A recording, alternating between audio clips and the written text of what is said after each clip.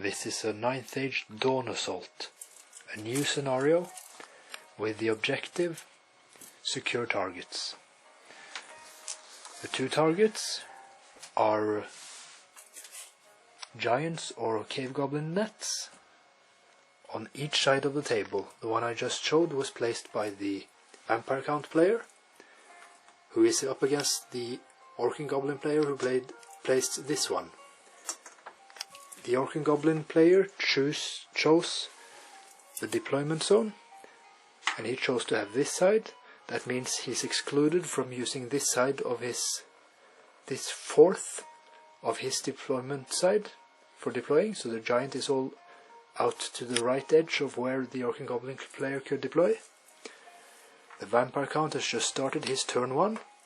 The orc and goblin player chose to give him turn 1. And he had 2+ on the roll-off, so the orc and goblin player is thinking of having the 6th round for maneuvering for the secure targets. So he starts second. Now the vampire count player is starting his movement phase, moving into the 4th of his table, which he could not deploy into. He had the other opposite side of the table for deployment. That's the new Dawn Assault. The lists are the same as last game, but the vampire count player has evolved his army to include an old Terrorgeist,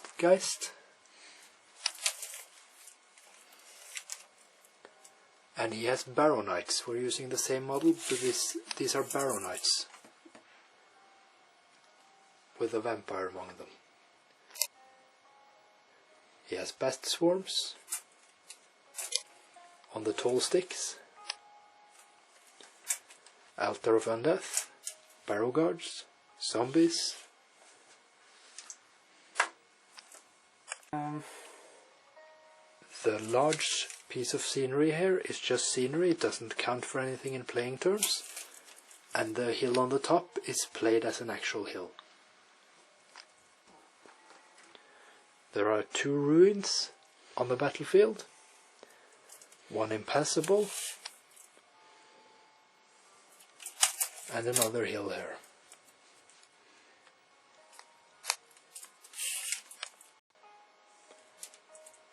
The orc and goblin player is ambushing per Dawn Assault rules with a Gargantula and a scrap wagon. The scrap wagon with a random movement cannot make any move when it enters the table as an ambusher. The vampire count player chose not to ambush any units. And this objective seems to be left pretty much alone, except from the forest goblins, which are lurking by right here. They might be met by the Terrorgeist and by the Barrow Knights there, who are scoring. But otherwise the battle seems to be playing out by the other objective. So this little goblin's net will be fought over. The vampire count bubble moves like a rainbow outwards. There is an arise spell cast. 10 zombies in each of these 2 units are arisen. The other arise necromancer fails his spell. That's the vampire who misses his spell. Yep. The Barrow Knights move out here, as does the Terrorgeist, facing up against the giants, which the Terrorgeist might terrorize, despite the fact that they're both monsters. And the dead arise spell, raising a chaff unit, fails, or is dispelled with 1 dice. The bounce spell is dispelled. He chose to put 2 dice down for the bounce spell. The orc and goblins get off 2 spells. The hereditary orc spell, Bring the Pain, and Rod of Battle on this goblin unit, which may be charged by the Terrorgeist. It's placed itself in that position voluntarily. The scrap wagons moved a bit too far, so they're within a 13 charge range of the barrow guards who have swift drive because of a banner. Because of a bloodline. And it's the von Karstein bloodline. Now, Vampire Count's turn to Den største I bobla. awaken the largest. And it's a quite bad cast. Exactly 10. He managed the spell, but there are 4 dispel dice against it. And it's dispelled. The Vampire Count in his turn 2 moved up so and so. He chaffed with these to avoid the stone trolls being able to charge right away. The stone trolls are heavy hitters, so he's buying more time for the undead to raise more. He failed all his magic this turn. And my criticism is that he might be spreading his bubble a bit too wide, so that he can't summon enough for sustaining the battles coming up here against the Orc and Goblins, who are all melee units, and his other points, many points, are on the other side of the battle to win the objective, but I'm criticizing that balance of strategy. The trolls have a 15 charge to the skeletons. The savage orcs, Ardboys, have a 12 charge to the skeletons. The gnasher hero unit with gnasher dashers have an 11 charge to the zombies, and the stone trolls auto in to the bat swarm. The general yells waagh. The river trolls do not get into the skeletons. The savage orcs do, and the gnasher dasher unit with the gnasher heroes do. The scrap wagons move to the flank to avoid being charged by the barrow guards. The 2 giants move up towards the Tarrowgeist, and there'll be a battle between the mighty. 3 offensiv og 2 I styrke, 2 I resilience. De svake da. The shaman gets off Bring the Pain, the hereditary spell, but it's dispelled with all the dispel dice. Then the Rod of Battle gives 1+ to hit on the gnashers, and a Raven Wing moves the failed charged river. The Gargantula comes in on turn 2 as an ambusher. The scrap wagon does not, and by the way, the vampire spawns did not come in on turn 2 as ambushers. Let's see if they come in turn 3. It's 3+. 3+. Yes, they do. The savage orcs win the combat by 7 against the skeletons, killing 11. The gnashers lose every gnasher in the unit except 1, but the heroes and gnasher do 21 wounds to the zombies, decimating the unit with only 6 zombies left, but at least there are 6 zombies left. Now the necromancer, who just left the unit, is maybe happy about that, but he's got a Gargantula behind him. Does he know about it? Vampire count, turn 3. On the turn 3, the vampire spawns ambush from the rear of the deployment zone of the Orcs and Goblins. They come by the ruins and peer forwards to their army in the midst of battle. On turn 3, the savage orc unit kills the last skeletons, and they crumble the last few of them. They had 3 skeletons too few to remain for one more round. The vampire counts managed to heal the 2 zombie units and raise over 10 zombies in each unit. So after the combat, there are still 4 zombies left in this combat, and the zombies do 1 wound to the BSB. I don't know if he's smiling or happy right now. The Tarrowgeist moves behind the impassable terrain, and the Gargantula is howled at by the Tarrowgeist and loses 5 wounds. Only has 3 wounds left. The Necromancer is still safe there. He moved out of the line of sight of the Gargantula. And because the vampire has Hour of the Wolf, he can summon more bats, and he summoned more bat swarms. So this bat swarm unit is twice as large, and is chaffing the stone trolls, so they're not able to do much effective. The barrow guards are coming up to join the battle, and there are heaping up zombies in this unit right here. They might be fodder for the scrap wagons. On the other side, the barrow knights and the vampire are coming up to join the battle, finally. Now, it didn't look good for the vampire counts before this round, but they're still hanging in there and doing some very good moves and doing some good magic.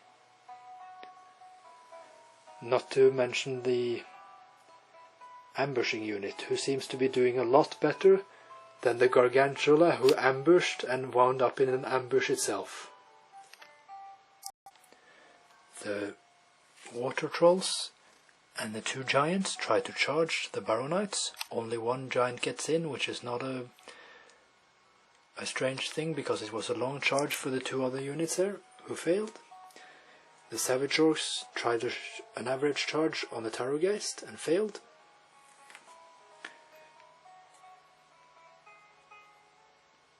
One of the scrap wagons got into the zombies, the other failed getting in. And the forest goblins back off a bit. These ones reform to look towards the objective.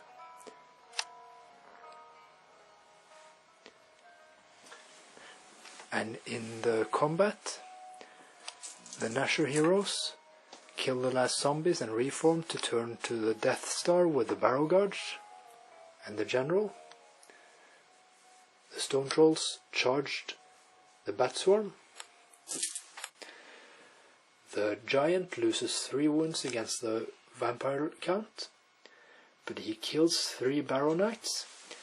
The count uses the blade of red thirst and raises 2 barrow knights again. The giant flees from the combat, losing by 1, and he's caught in pursuit.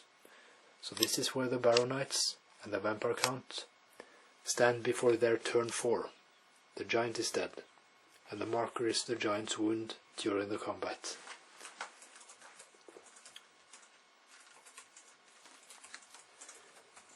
The stone trolls don't manage to kill all the bat swarms because there had been raised bats, so they were twice as many as original.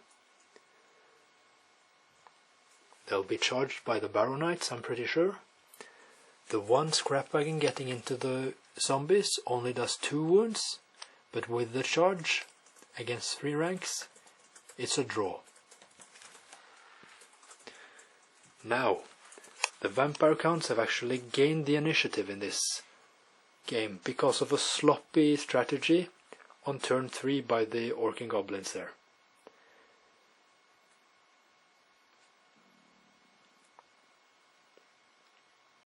The zombies kill and crumble the pump wagon. The vampire spawns and barrow guards and the bat swarm all charge into the stone trolls. They only kill 1 stone troll. The trolls kill 5 barrow guards in return, but they lose combat. They lost a lot of wounds, but they saved all regen and armor saves except 3. So they made 10 regen and armor saves on 4+. But they fled, despite the rerollable leadership of 5. And they were caught in pursuit by the vampire spawns, so we're removing them as they died right here.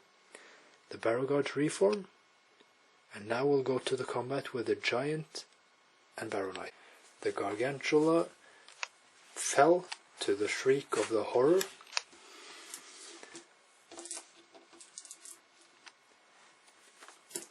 And was killed in 2 shooting phases.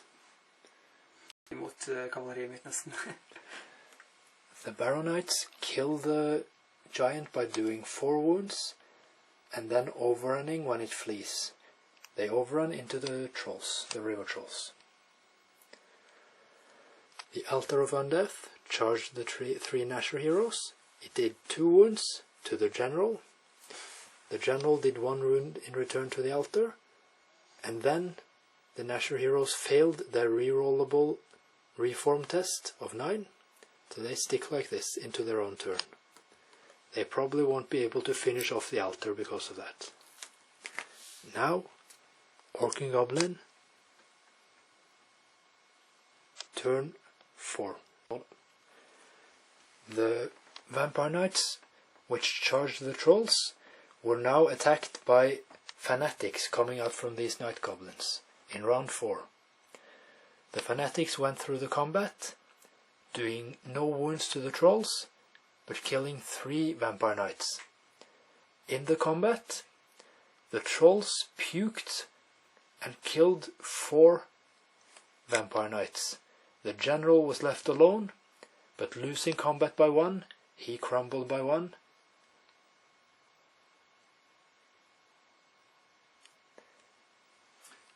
And we end the battle after commenting that 2 fanatics went through doing 5 wounds to these vampire spawns as well, killing 1 and reducing another to 2 wounds. The bat swarm lost